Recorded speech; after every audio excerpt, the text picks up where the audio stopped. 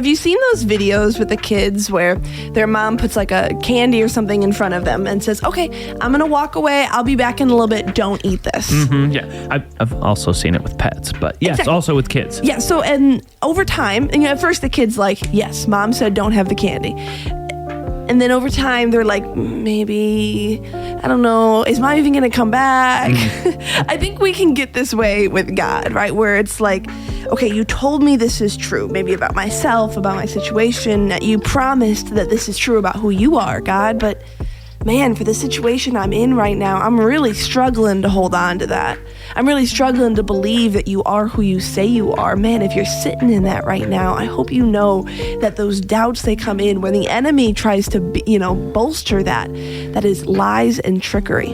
And we're going to fight those lies with the truth on your morning focus as we dig into the Bible to see who it says God is and who God says you are. Numbers 14:24 says, but because my servant Caleb has a different spirit and follows me wholeheartedly, I will bring him into the land he went to, and his descendants will inherit it. Maybe you've heard the story of the Israelites where they're in the desert, they're in the wilderness, and God says, hey, there's this promised land that I have for you.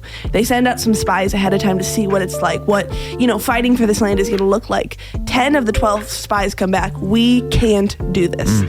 Caleb and Joshua, who's another guy, they're like, listen, no, our God can do this. We can't, but our God can.